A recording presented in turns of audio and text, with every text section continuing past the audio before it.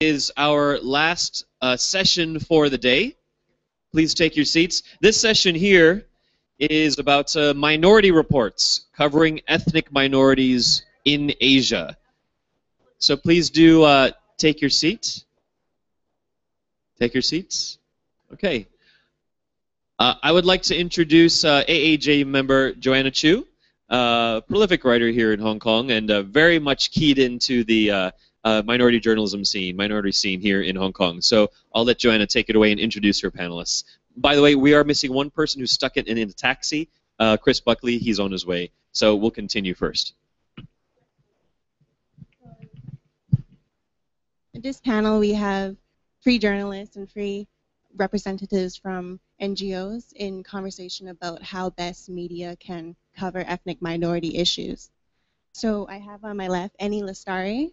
Annie has been a domestic worker in Hong Kong since 1999 from Indonesia, and she is, among many different hats she has, spokesperson for the Asian Migrant Coordinating Body, and she's been at the forefront of migrant workers' advocacy for over a decade. And we have Ho Ling Yip. She is the acting executive director of Hong Kong Unison, and an NGO that has been serving ethnic minority residents in Hong Kong and fighting for their rights. And we have Gabrielle Peluch. She's a freelance journalist based in Myanmar, doing a lot of work for Voice of America and a lot of other publications, and covering the ethnic minorities in Southeast Asia very in-depth. And we have Aideen here. She kind of is on both sides of the fences. She came into NGO work at the Hong Kong Justice Centre, formerly known as the Refugee Advice Centre, from being a journalist in Scotland. So I'll ask our journalist panelists right now to start with introducing yourself, your work, and to bring up one interesting experience you've had covering ethnic minorities, what you found surprising, what you learned from it. Let's start with Gabrielle, because Chris is on his way. Hello? Is this working? Okay. Hi. So I'm Gabrielle Paluch, and we have a lot of, or the biggest ethnic minority story that we've been covering in Myanmar this year has been the Rohingya story.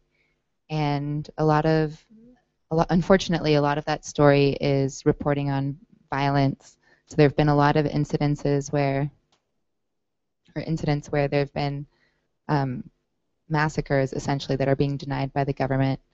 And the biggest challenge to covering those incidents is that we just don't get access, and the government denies us access to actually get on the ground and figure out what the facts are. And there have been a couple stories in the past 2 years where we have been able to get access, and once we do get access and we do figure out what's going on, frequently we find that there's just a tragic incident of the authorities failing in protecting this ethnic group from violence that's being wreaked on them by their neighbors, by their Buddhist neighbors. So there'll be a group of Muslims who are a member of this ethnic group, the Rohingya, and the government denies their existence or denies that they are Rohingya.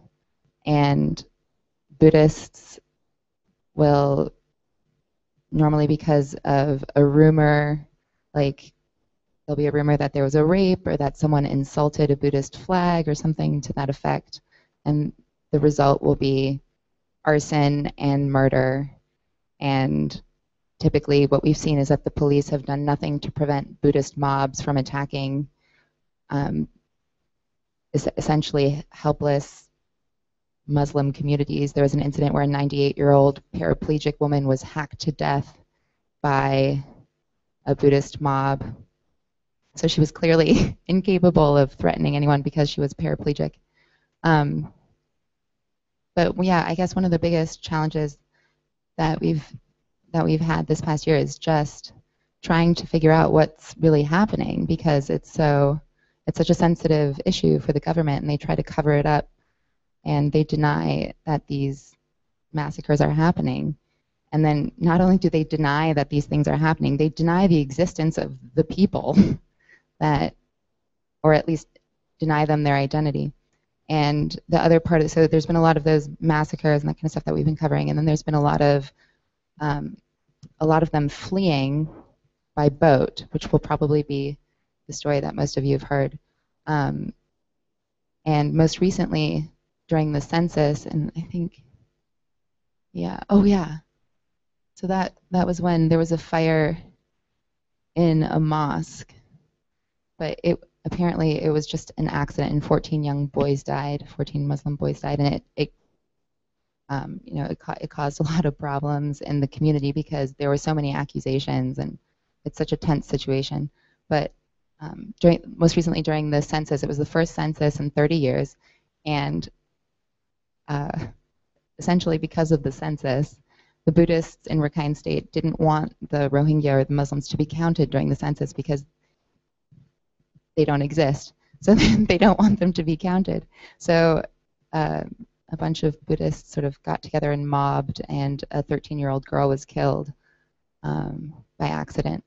But yeah, I suppose the biggest issue that we're facing is that the government tries to cover up and deny, and denies us as journalists access. Denies us access, and yeah, that's kind of the biggest issue we face.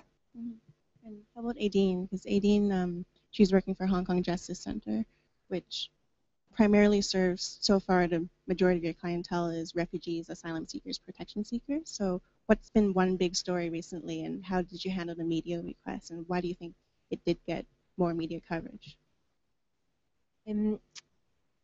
As Joanna mentioned, I work for Justice Centre Hong Kong. We're a service and an advocacy organisation, and we primarily work with refugees, but we also work on issues around human trafficking. I came to work into NGO work from a print journalist background, and why I was initially attracted to work in this area was I was working as a print journalist in Scotland, and was covering a lot of these issues for a number of publications, a newspaper called the Sunday Herald, and I also freelanced for a publication called the Big Issue magazine, which was a campaigning magazine and covered quite a lot of these issues. And I was always, I tried very hard to cover these issues and convince editors to do them, but for me in reporting, the biggest barrier that I faced was trying to implement or incorporate refugee voices into the stories I was doing. And I started to do some work with a project called the Asylum Positive Images Network. And they actually asked me to come and work with them, so I did it. And I tried my job, I worked for Scottish Refugee Council, and my job was to try and work with refugees to support them to speak to the media and tell their stories. And one of the biggest barriers, some of journalists here may have covered these stories themselves, and one of the biggest barriers that refugees face is fear, obviously fear of many things. Fear of talking to the media itself, because where they come from, the media may have been complicit with the government who was involved in their persecution. There's a great fear that speaking to the media may compromise their claim, that maybe something might be misreported, and that could contest what their story was. Fear for their family and their country of origin with the digital age and internet. Your story travels far and there could be repercussions for your family. Great fear for themselves with they may have to reveal or tell very traumatic events and personal stories, so there's they're very fearful to do that. Now I'm working on the other side of the fence with Justice Centre Hong Kong, and in Hong Kong, working on these issues, trying to support refugees to speak to the media, there is all that fear, but it's further compounded, I find, in Hong Kong, in that there's a real sense from authorities that if you speak to the media, you in effect have no risk of harm. So therefore, if you are speaking to the media at all, you're seen as you're not a genuine refugee. And it's been very hard to get refugee voices in the media here, and I've been working very hard with our clients to try and do more of that work. We've had quite a lot of success with the English language media in Hong Kong and covering these issues, and I've done some stories with Joanna. less so with the Chinese media, and we are working very hard as an organization we've recruited a new Chinese speaking advocacy officer who will work in these areas. But I have had experiences in the past where it has been possible in Hong, and it was a story with SCMP actually, with a refugee who was fleeing Somalia, where we were able to do a really visually impactful piece where the identity was shrouded, but because we were able to use pictures, it got a really good page lead story. The photographers were very respectful towards the subject, the refugee who was willing to talk to the journalist. Names were, anonymity is very important here, and the journalist we worked with was, I heard a journalist talk earlier, I think I see him in the audience, about how he never gives questions, or he never lets, it's you, I think. He never gives questions, and he never lets people look over a story afterwards. But we worked with a journalist who, because it was so important that the facts were correct, that they gave questions in advance. They were able to, myself and the refugee and also the lawyer, were able just to check the facts to make sure that nothing would compromise their claim. So it takes a lot of work to support refugees to talk in the media, but I think it's crucial to get their voices in there, because they're going to be much more compelling stories that influence public attitudes and policy than me talking on someone's behalf. Pauline? Around 2 minutes. Sure. Hi, my name is Ho-Ling Yip, and I'm the Acting Executive Director for Hong Kong Unison. Some of you might know by our organization's name, and some of you might recognize our previous director, Fermi Wong's name. Anyhow, we're the same. So Hong Kong Unison is an NGO that works with ethnic minority issues in Hong Kong. I think, like, ethnic minorities, this term itself encompasses a lot of different people. I think we target ourselves at the residents, partially because the issues that each groups face are so different. So that's our focus. And a lot of our work focus also on policy advocacy. The issues we deal with ranges from access to public services, for example. There was a recent piece in the Post on bureau services, on naturalization and passport, and also on civil service recruitments, these kind of opportunities. We also are really focused on the younger generation and education issues in particular, and equal opportunities and mobility for ethnic minority residents in Hong Kong. And particularly recently, education has just received so much of our attention because we have been fighting for a Chinese as a second language curriculum or policy in Hong Kong. Because right now, or before January, this January, all our Chinese curriculum assumes that all students are Chinese language mother tongue speakers, and therefore we don't have any way to effectively teach students whose mother tongue are not Chinese to learn enough Chinese to have equal opportunities in Hong Kong. So what we end up with is stories and stories of a lost generation of people who were born here and grew up here but ended up not having the kind of tools that they need to become integral parts of this community and to have the opportunities that they should have. So the government actually announced a new policy in January. We have a lot of critiques. This is not the place to talk about it, but we will always want to talk about our critiques on that policy. And obviously, the media is a very important partner in a lot of our policy advocacy work. Thank you. My name is Annie, what has been introduced by Joanna. I came from Indonesia. I flew to Hong Kong in 1999 to be a migrant domestic worker. In fact, I'm still a migrant domestic worker. So just give you a brief background why I was and how actually we deal with the issue of the media. Well, when I came here, I was actually underpaid and no day off, etc. And then so many abuses within the house that made me run away from the employer. I escaped to a shelter that actually gave me education about law in Hong Kong, and that's how I actually know about Hong Kong. And since then, I was committed to organizing, empowerment, and we formed different organizations among Indonesian. And now we have actually brought the Alliance of Asian Migrants Coordinating Body, or we call it MCB. This is a alliance of migrant domestic workers coming from Indonesia, Filipino, Thailand, Sri Lanka, and Nepal. As domestic workers now, we have more than 300,000. And they are actually tied up within 2 years contract, and there is no hope of even being a permanent resident because Hong Kong 2 years ago has declared the ban on right to apply, not even right to be, but right to apply.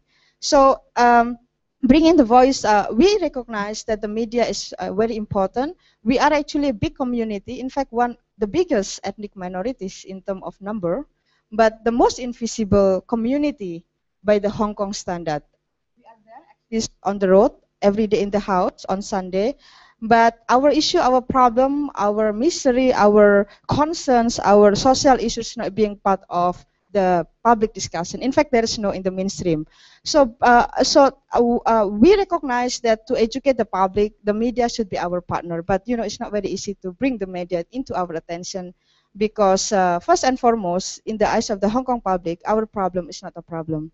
So it is a problem when we ask for right of a vote. It is a problem. So that's the time the media also will jump in and get a lot of publication. So unless there is very sensual cases, like the recent case, we have one Indonesian who was tortured and abused, and body was actually damaged, and no one is believed this is done by a Hong Kong Chinese female employer who's supposed to be obedient to the law. In fact, torture someone like that, which is like only happened in the Middle East.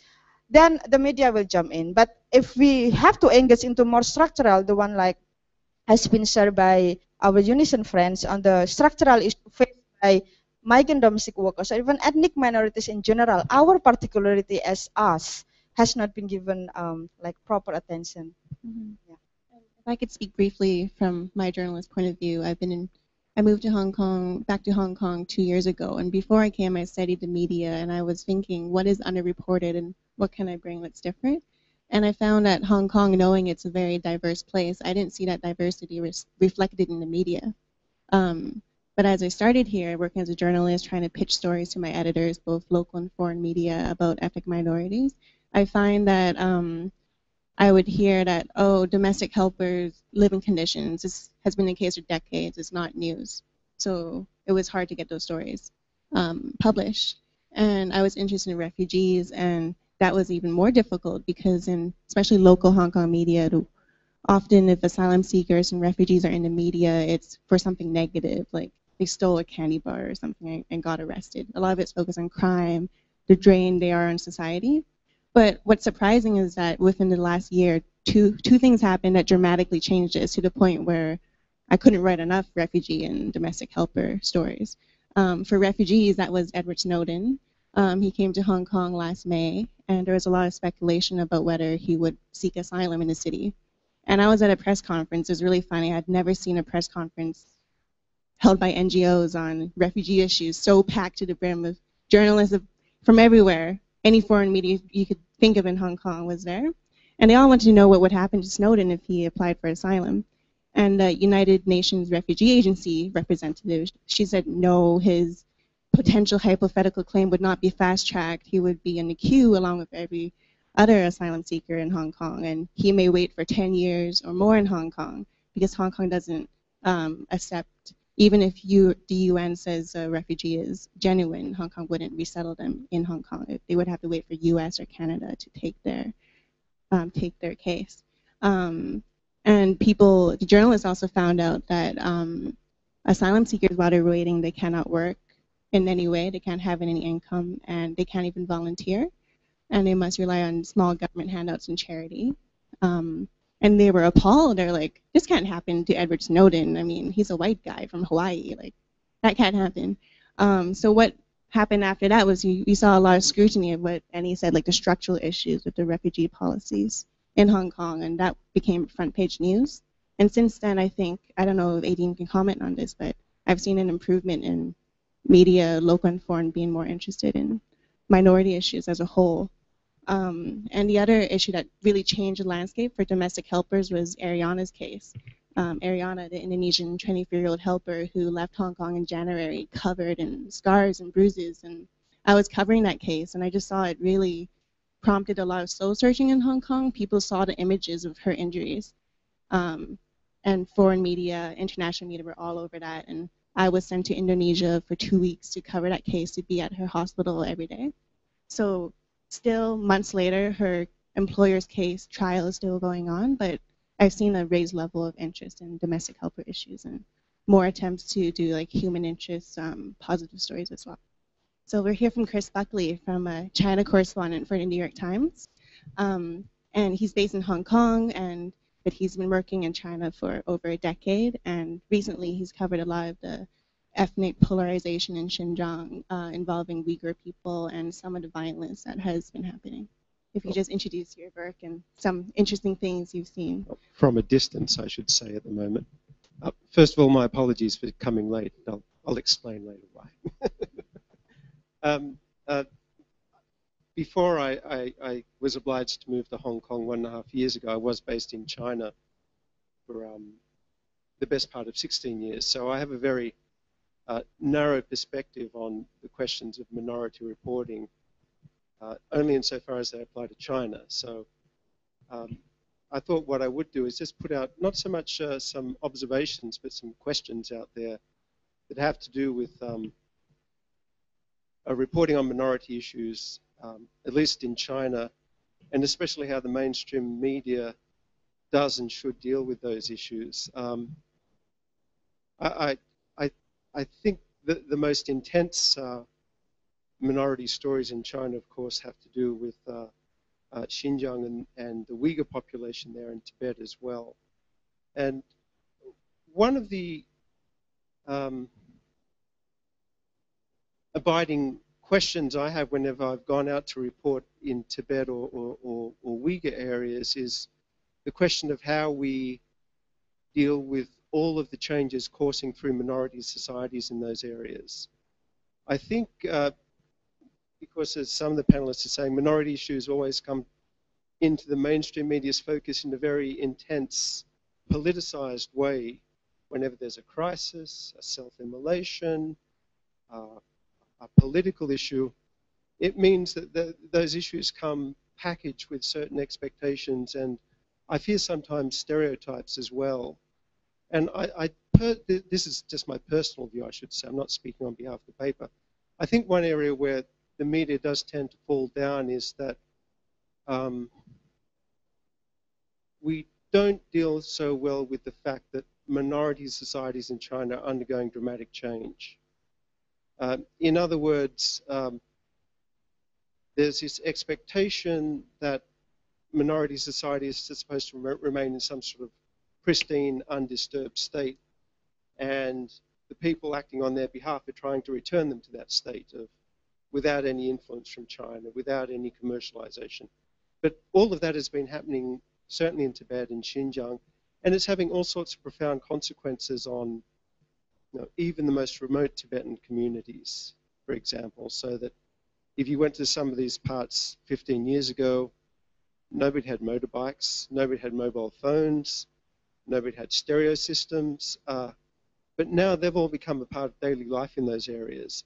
And it seems to me that that changes people's expectations of their lives. And if we report on their expectations and views and issues from a perspective that they shouldn't have these things or that they're somehow alien to Tibetan or Uyghur culture, then that's putting them in sort of a box of expectations that people might not necessarily want to live in.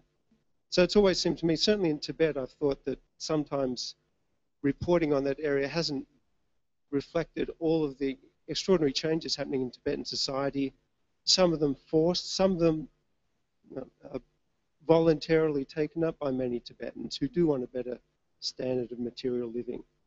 So that's one issue. I think the other issue that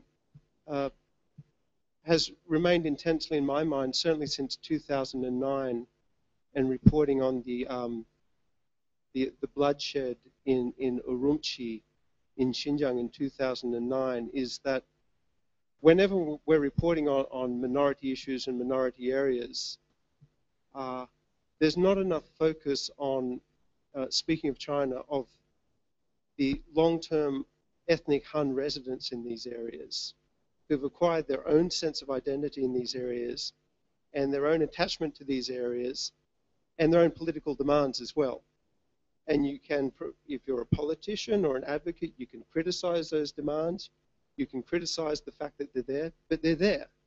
And so whatever happens in these areas is certainly going to be dramatically shaped by this interaction between Tibetan or Uyghur minorities, but also long-standing ethnic Han, ethnic Hui populations in these areas. And it seems to me that there could be more reporting on that interaction and how it's changing over time and how it plays out on these issues as well. We can't simply assume that these people are going to go away or that these people have no real claim or attachment to these areas. So I have other thoughts as well, but I might leave it there. So before we continue, maybe let's go back and define what do you think is a ethnic minority? Which kind of people would that term apply to? Is it ethnicity? Does religion make a role? Like, would anyone like to comment on that and how you define the term?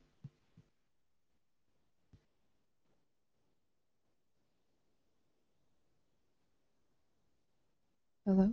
Hi.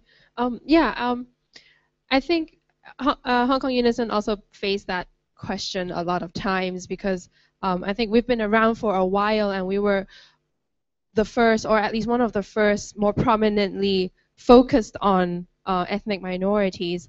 At least this term, I think it brings up the question that why did we even use this term ethnic minorities in this panel? I mean, there are a lot of terms and they bring a lot of different connotations, but the connotations also depend on where you are, what background you're from. So I guess at least in the Hong Kong context, this term ethnic minority is very associated with being disadvantaged economically and politically, and also more associated with South Asians, Southeast Asians. Then let's say if you really have to define, minority by numbers, a lot of white Europeans are ethnic minorities. But somehow you don't. It's a weird term. But I guess at least for us, Hong Kong Unison still uses this term partially because of convenience, because there are a lot of common issues that people face, not being part of the majority outlook. Ethnicity and also with the language. So we actually followed the United Nations term. But I actually do want to talk a lot about this identity issue, especially in reporting ethnic minorities.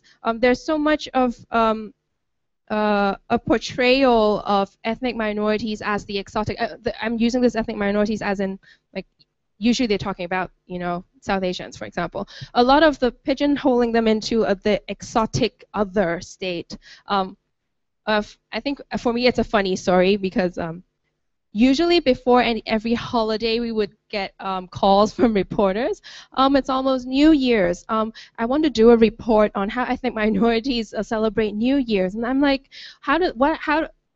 what does that have to do with their ethnicity? But they're like, maybe they don't celebrate it the same way as everyone does. Or like Mother's Day, like how do they celebrate Mother's Day? Some of them have more children. I'm like, this is distinctly seems to me. I'm not talking about all reporters, like definitely not all reporters, but it's our experience that there are two routes. Either they are the exotic other. That seem to, make this Hong Kong society so colorful because they're so exotic. Or, it's so interesting that they do this same thing that we do. And it really perpetuates the whole them and us rhetoric. And it's very concerning to us because one of the issues that Hong Kong Unison has been dealing with is segregation, racial segregation, de facto racial segregation in the education system, but also I think broadly in the society. And what it means is that for a lot of the general public, the media is where they get most of the information about minorities, and all they get is that they are the exotic others. So I think that's something of a concern to us. And I think relatedly is that if we have a more diverse reporter team, I think that would be already one of the solutions to this. This is particularly prominent, I think. Sorry, can I stop you there? Because Sure. my solution is going to be my next question. Okay. So does anyone have any comments on ethnic minority, whether it's a problematic term? Do you use it?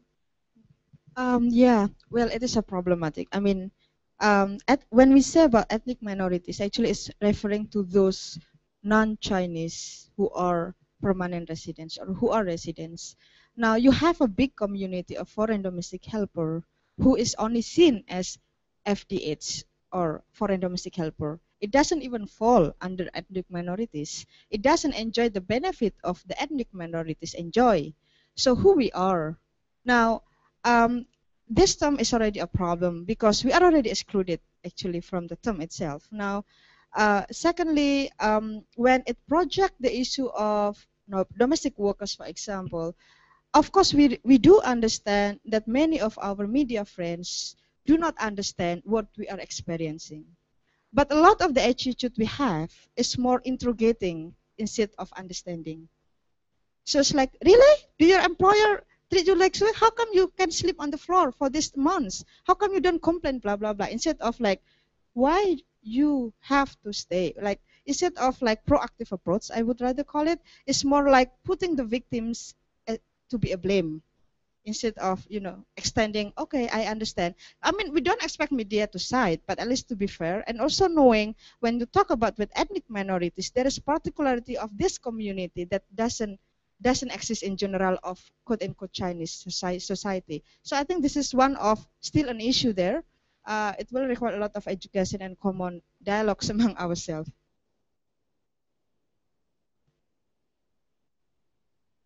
Speak about the religious aspect in the Rohingya.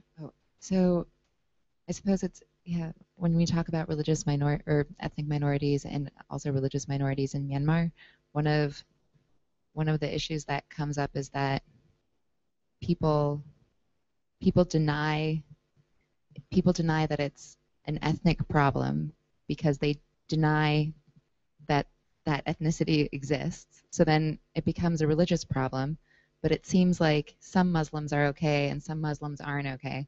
So we can't even really decide if it's an ethnic or a religious problem. We don't, when we're using the word ethnic ethnic violence or sectarian violence, none of those terms seem to apply in our reports. We don't know what to put. And then typically we'll say something to the effect of, the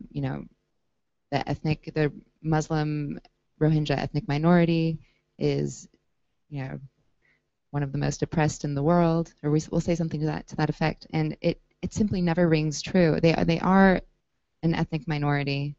In some parts of the state where they live, they are the majority. So then that doesn't really apply there.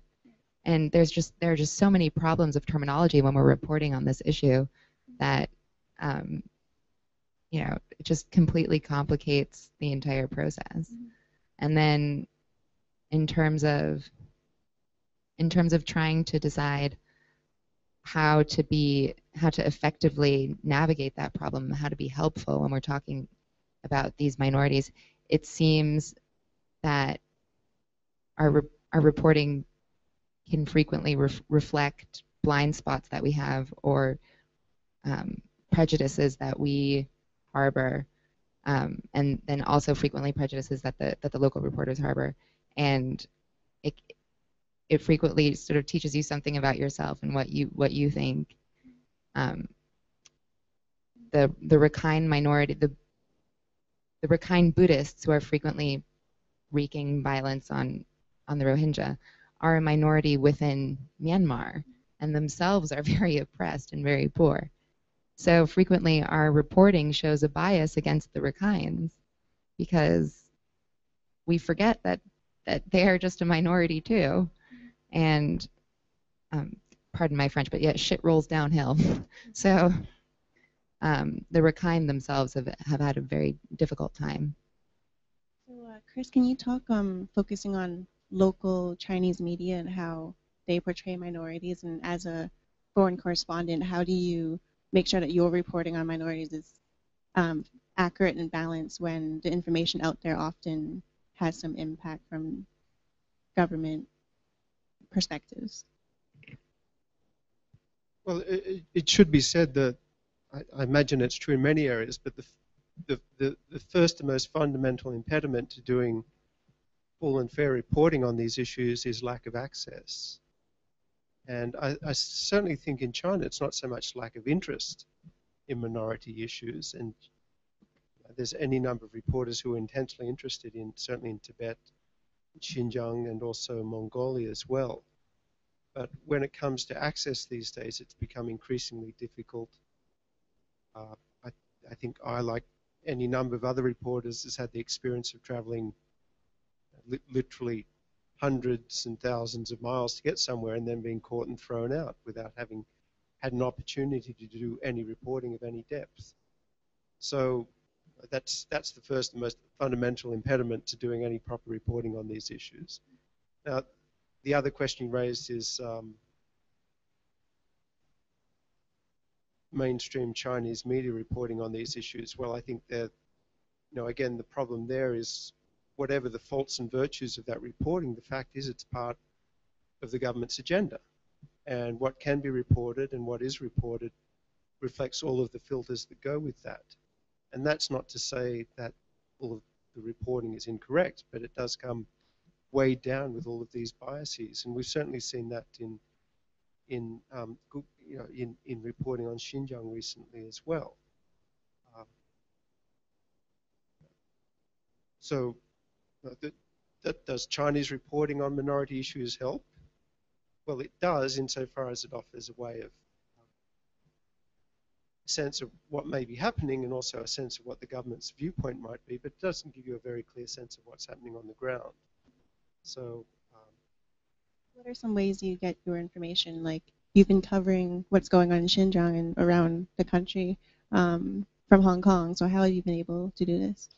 Well, it's extremely constrained from Hong Kong, and I have colleagues who've been able to travel to Xinjiang and these places, and despite all of the restrictions, it is possible to get around. But these days, quite naturally, Uyghurs are increasingly wary of talking to foreign reporters because, irrespective of what they say and irrespective of what their views are on the growing violence out there, they can get into serious trouble, even for being seen with Western reporters.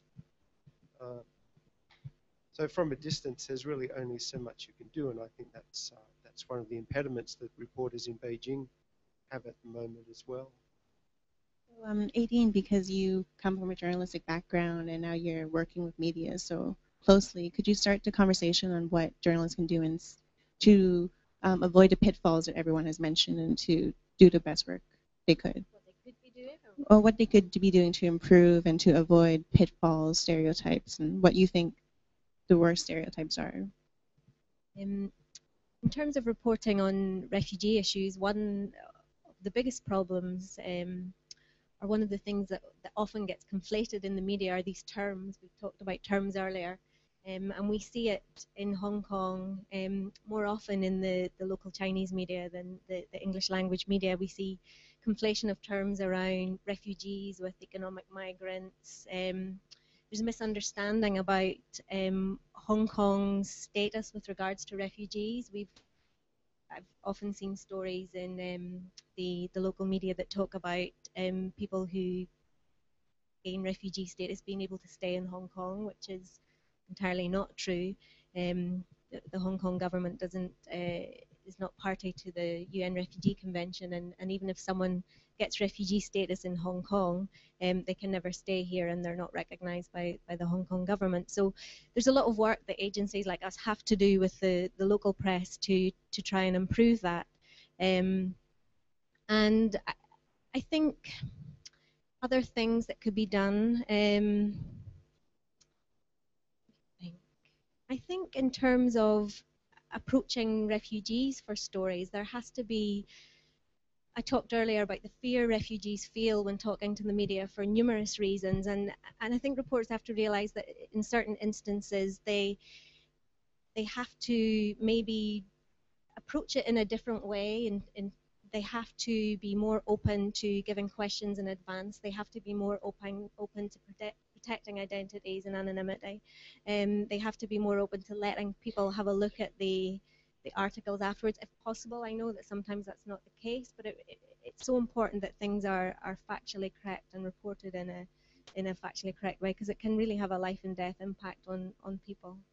I think, yeah, there are many things we can do. In Scotland, we started many initiatives. We produced a guide for journalists. Some journalists weren't too receptive to it, trying to teach your granny to suck eggs, we would say. But we produced a guide which was quite receptive. We started up it's almost World Refugee Day across the world in Hong Kong, and we started up a program called Refugee Week, which actually gave journalists opportunities to report on positive stories about refugees.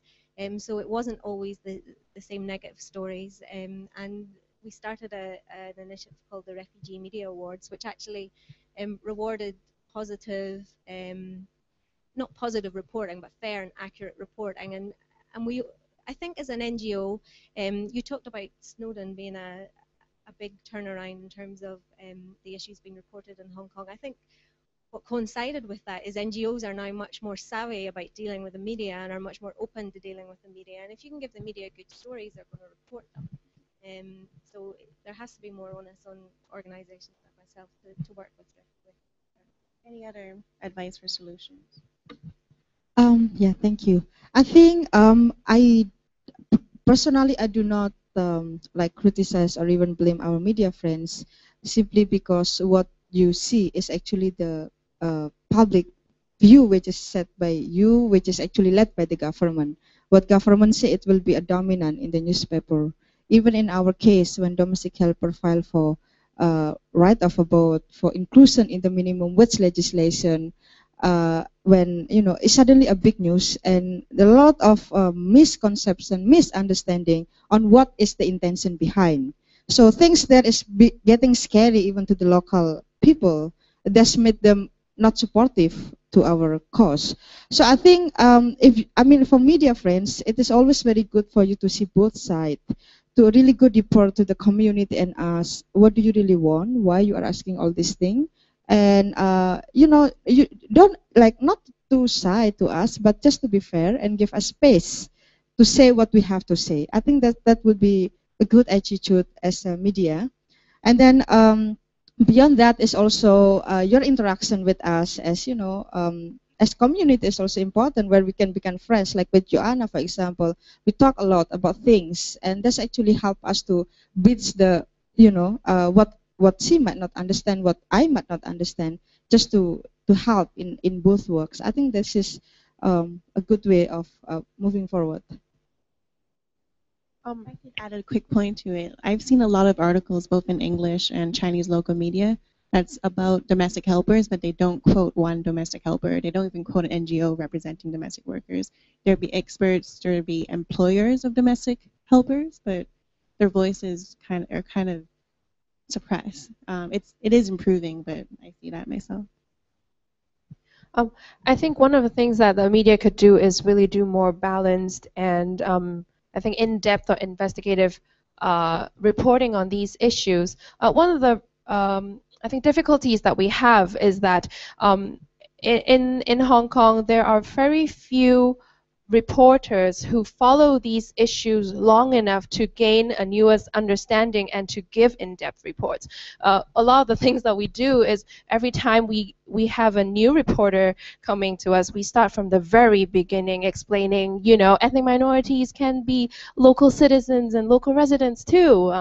They don't have to be foreigners. You don't have to ask the question whether they have an ID card. But starting from the beginning means that there is so little space for us to really hash out these important discussions. And that actually really impacts our advocacy too, because I think if the whole understanding that the media portrays is that these people are outsiders, it's very difficult for us to fight for having equal opportunities and rights for them as equals of other, Chinese citizens. So I think investigative reports. Another thing is I want to speak on the vulnerability of some of the people that we work with. Not to stereotype, there are a lot of very strong ethnic minority women, for example. I'm taking this, but a lot of reporters would be interested in these cases that portray ethnic minorities as vulnerable, because I think there's some kind of sensationalism that come with it. But it's fine for us. It's an important issue. For example, if we have ethnic minority women who can't speak Chinese or English that are in domestic violence, incredibly vulnerable position, and it's a topic that no one really explored. But at the same time, it's very hard for us to convey to reporters sometimes that these people are real people with real lives, and the report will have very real consequences to their lives. And in order to navigate that, what should we do? How should we deal with this report? A lot of times we even come to this dilemma of the risk of we either push someone out into the vulnerable open, or we have no case at all. We lose the story altogether. But I think we're forgetting that it's not really just about the case, one or two cases, and whether one person is able to stand up or not. It's a lot of the underlying human rights issue, and the function of the media to perform. I think a lot of these issues has to be done in a more in-depth way, so that we don't have to rely so much on whether we can give you a good case or not. There's a responsibility for the media organization to train the journalists and for the journalists to come prepared. So for the last 10 minutes, we're going to move into question and answer period. And Annie's colleague from the Asian Migrants Coordinating Body, Dolores Valadares, is here, and she'll come up and replace Annie to answer any of your questions. So, questions? Oh yeah, Ken. Hi, I'm Ken Moritsugu. I work with the AP in Tokyo. I had a question about the term minority, and you were discussing the definition of ethnic minority and whether minority is a loaded phrase that should be avoided or not.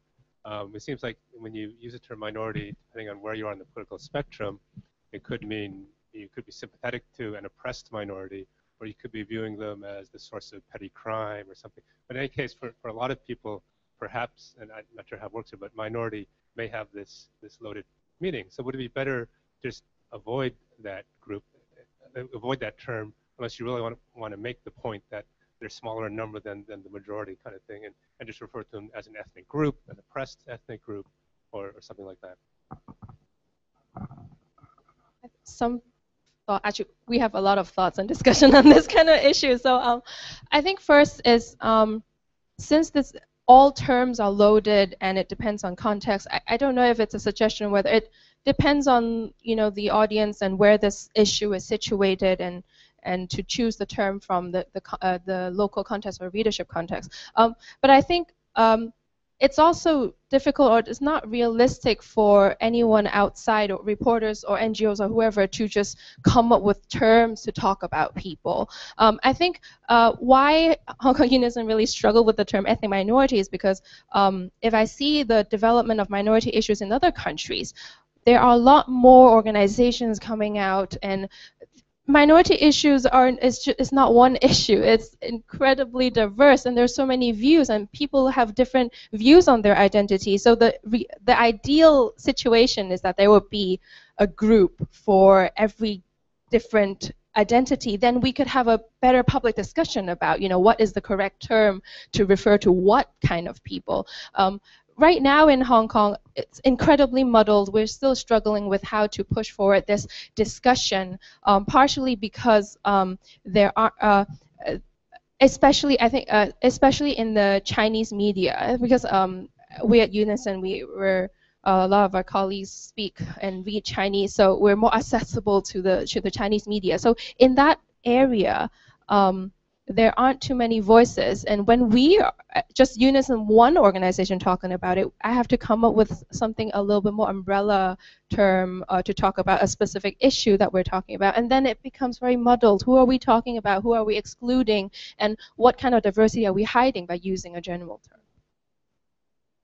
So I completely agree with you that the term minority is really loaded, and then also just isn't always accurate, because you can be a minority within a certain geographical area and then not within another. And then also the term minority seems to sort of take pity, like, oh, there's just so few of them, they're outnumbered. It's a it creates a David and Goliath narrative quite quickly. And in some cases, as with the Rohingya, it's accurate. There's fewer of them, within a certain geographical area. But I suppose when you're trying to avoid certain tropes and you're trying to avoid creating a tired narrative, yeah, maybe it's not a term to go with. But unfortunately, there don't seem to be very many alternatives that are so. I mean, I agree, it's horrible, but what am I supposed to say when I'm writing about it? I don't know. And for example, in the Burmese media, for example, we're frequently seeing sort of they avoid the term minority and then instead use ethnic slurs in state media even. So because they're just not sensitive to it. It doesn't. And actually, the initial violence that happened near Sitwe was, or one of the catalysts for it was an ethnic slur being used in a headline in state media against the Rohingya. Dolores, I've had this question. I just want to ask you, since you're up here. What do domestic workers prefer? Domestic helper, domestic worker, foreign domestic worker? Can you let us know which one you prefer? Yeah, of course we prefer to be called as workers, because helper is very much different to workers, especially now that there is a recognition on our work as domestic work. Actually, we are celebrating the third year of the Domestic Workers Convention, the C189. And with that definition, domestic workers all over the world are recognized. So that could be a proper way how to call domestic workers. Well, on our end, it feels very derogatory, because when you call a maid, a person call a maid, she's belong to a very subclass in the society. Of course, at the moment, we also feel that situation. We experience difficult things while working at home. That's why from the very beginning, while working here in Hong Kong, we try to campaign for the promotion of rights, welfare, and the dignity of foreign migrant workers here in Hong Kong. And I think this venue, this forum is very important, because as migrant workers, we want to have some changes, not only in the condition, but also in the policies of the Hong Kong government. And these changes will happen with the support of the media. We want our issues to be discussed in the society. And in that sense, there will be a public opinion that will create some drastic changes in the policies that push the Hong Kong government to do corresponding action with regards to our issues and concerns. I was at a government meeting getting feedback on domestic helpers policies, and actually local politicians brought up numerous times, Ariana's abuse case is all over the New York Times. This is horrible. This is putting shame onto Hong Kong. So I do think I've seen that foreign media coverage especially spurs some action in the local government. Two more questions. In the back, Sija.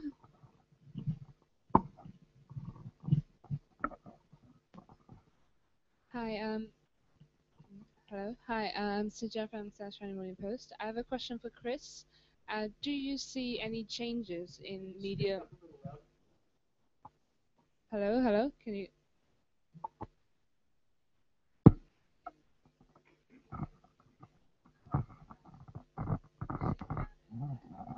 She's down in China. Do I need to repeat my question for Chris? Any changes in the Yeah.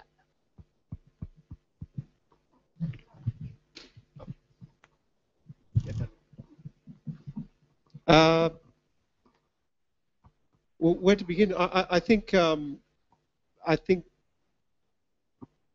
media reporting on Xinjiang, foreign media reporting on Xinjiang, like everybody else looking at the region, is trying to grapple with the fact that there is growing violence and a pattern of growing violence in Xinjiang. And whatever label you choose to confer on it, terrorism, ethnic unrest, or any other labels, the fact is that we've seen uh, a, a succession of intense convulsions of violence out there, certainly since 2009. And I think against that background, I think there is, reporters are exploring how to fairly report on that fact and how to register the fact that there has been a pattern of growing violence out there, and how to better understand the causes of that, including from the perspective of Uyghur people out there as well. So is that a changing portrayal? I'm not sure whether it amounts to a changing portrayal. I think on the other side, of course, the responding to these outbreaks of bloodshed, the government has been, of course, intensely pushing its own message that this is part of a concerted campaign of terrorism that is orchestrated from abroad. Now, the merits of that interpretation have to be held up and examined, but certainly that's having an effect on domestic Chinese coverage of these issues as well. If I could just add something about this question about, do we use the term ethnic minority? I think, well, in some situations, I'm afraid, pragmatically, we will. In some situations, it makes perfect sense. We're talking here about people who form, if not a distinctive numerical minority, then a dispossessed and disadvantaged part of a broader society. And so is that a minority? To me, it makes sense to me that we have some labels that we can use in some situations, all the while being sensitive to not stereotyping people or freezing them in some set of expectations about how they're supposed to behave. But I think you can be sure that if you're going to replace the term ethnic minority with another term, it would also become loaded with all of these cliches and stereotypes as well. So it doesn't seem to me the solution to these problems is changing labels.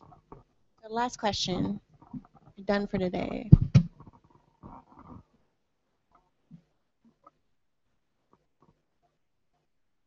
Okay, then any last remarks from any of you? Well, thank you very much. It seems like we covered everything. Thank you to panelists. And tomorrow we start at 9, Women Leaders in Journalism. You don't want to miss that. So go to bed early. Thank you.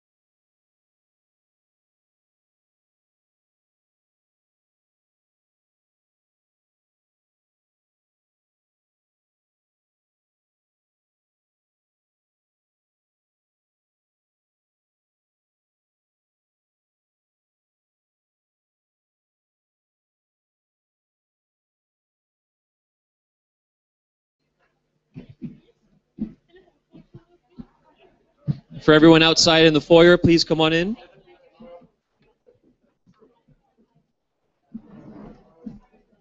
But it rolls over anyways. You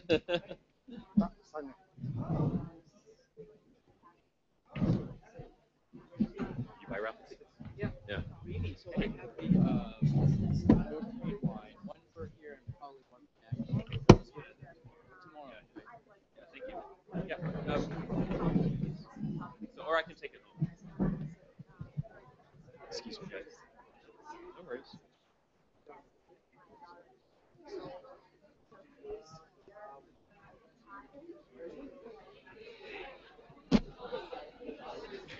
All right, we're going to do the raffle right now. If you're not in the room and your name gets called, you lose it.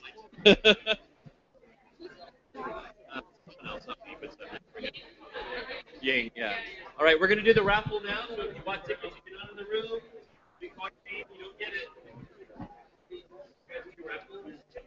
Okay, so you go down. You won't get it. Raffle tickets, anyone? Raffle?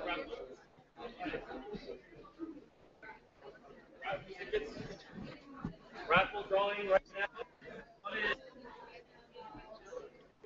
You guys do raffle drawing? Raffle? No? Okay. Hey AJ, should we move out the table?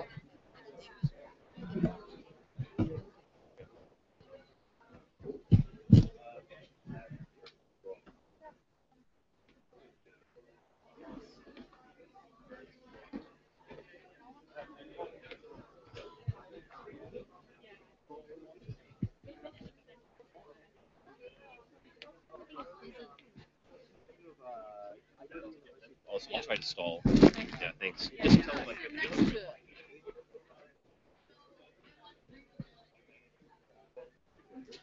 Testing.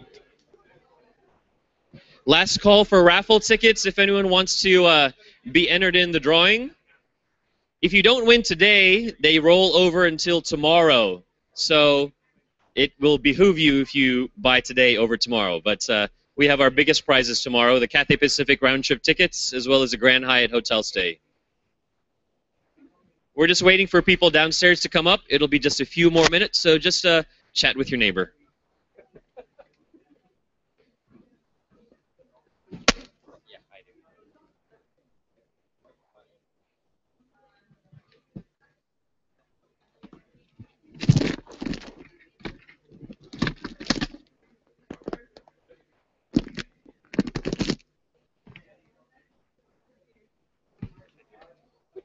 Which one is the bigger, the more higher retail? This one they made, right?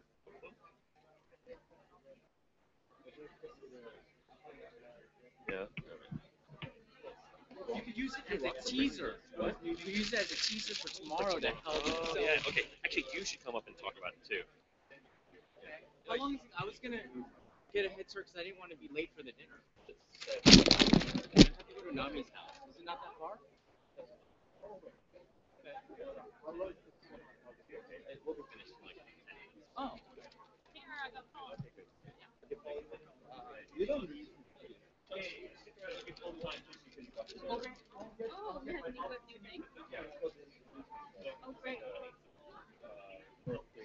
Oh, nice. That's great. Oh, he was saying, what did he draw himself? It's okay. Yeah. Yeah. Oh, you gave my picture.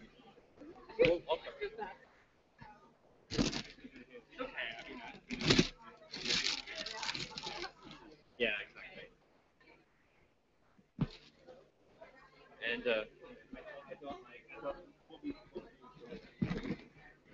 all right, please come on in if you've bought raffle tickets. Wendy, this is so ghetto. This is so ghetto. I'm sorry. What do you have something else? No, that's bad. So? Here, let's just like. Don't we have a like a crypto bar? No. All right, is everyone here? Yeah. Did you already buy some tickets? You bought already, but did you put half already in there? Oh, so you already put it inside. So it's okay. You okay? So you have it inside here. Not sure. I don't know. I mean, I just have this one. Okay. So the other one should be inside here. Yeah. Yeah. Okay. Thank you. Okay. Good job, Joanna. Thank you. We're just going to do the raffle.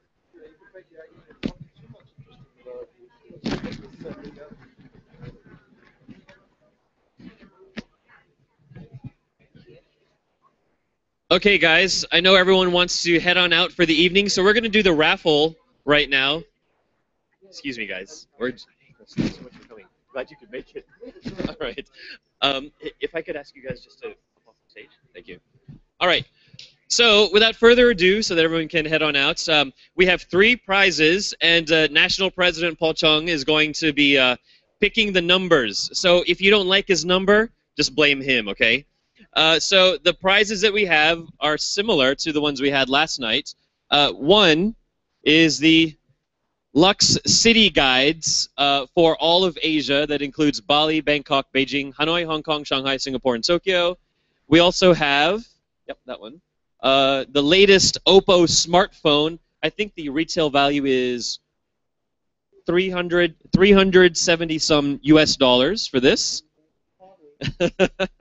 And then also the Mi 3 from Xiaomi, also brand new, and I believe this is 499 US dollars retail. So all right, so we're gonna, everyone have your tickets ready? Everyone have your tickets?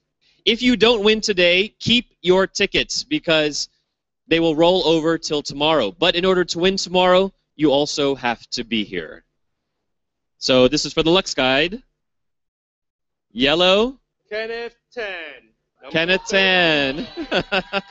All right, Ken, come on up. You get a box set of Lux Guides for Asia. What? Oh, yeah, you have to... Oh, well, your name is on the back, too. Yeah, yeah. All right, congratulations. Didn't you win something the other night? Okay. All right. I feel really underdressed. All right. So now it's for the Oppo smartphone. Retail value about 370 US dollars. So You give me 100 HKD and I'll... say the color first. Let's have some suspense. It's pink. It's red. Pink, you should. Come in. Shanghai.com.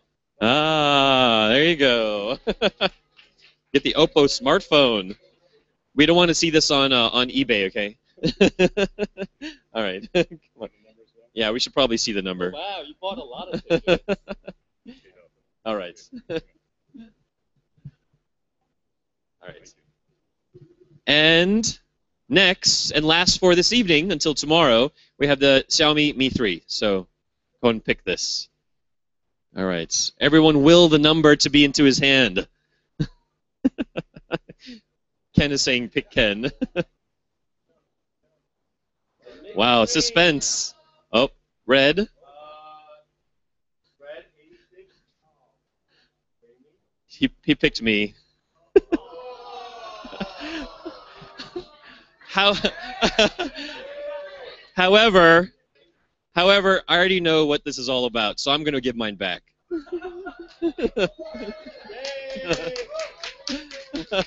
Such a giver. However, if I win the airline tickets tomorrow or the Grand Hyatt, I'm not giving that back.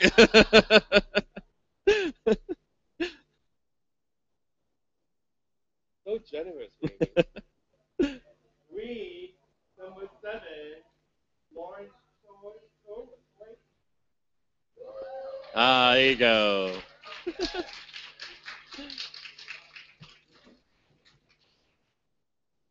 There you go. We share this, you know. Come on up. Oh, please.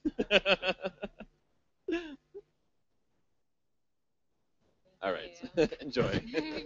All right. So if your number wasn't called, please keep your tickets and come tomorrow. You need to be present to win. So we're going to be having one raffle in the morning before we do the women's leadership panel. So that's a little bit more incentive for you all to come in the morning, and then we'll do even more throughout the day.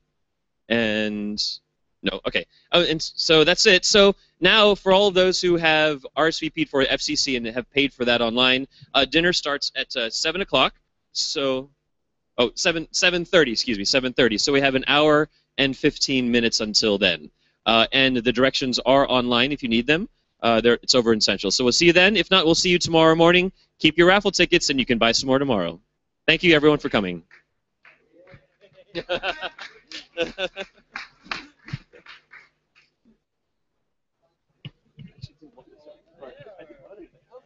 What do you mean? No, I haven't. No. Maybe keep it in a safe place. Oh shit. I thought you guys were gonna give like half of the phones today.